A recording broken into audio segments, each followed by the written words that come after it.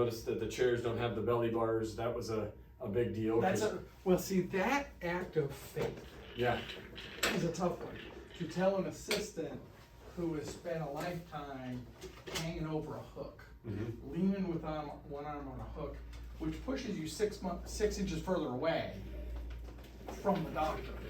So you're 6 inches further away from the field. Now you need the hook. Yeah. When you used to need the hook, the whole reason you needed the hook was the supplies were over here. Yep. And if you got the supplies over here, then you've got a pinwheel to get stuff here, to get it back here and not fall into the patient's lap. Yeah. Once the supplies are all here, you know, and so I'm sure that you've seen, you know, the supplies are here. Once everything's staged, so you've got everything here and a keyboard there, you're ready to go. And this room makes it so you can go right and left-handed. So you just switch. Yeah, just switch. This tub just lifts over into here.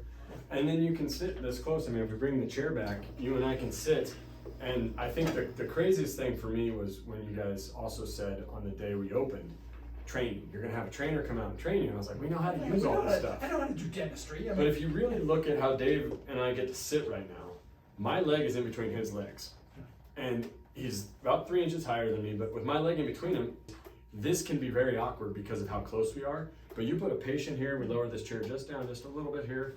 Now you and I are right in here, and all the dentistry is done right here. I'm either at this position or I move up to here. And so what you have is you have 4 hands actually doing the dentistry. So then everything can be done competently from both sides. This person isn't really an assistant, they're a team player in getting the dentistry done. Yeah, and the cool part is the only thing that I can do is with my left hand is grab my handpiece and I can grab my burr. Yeah.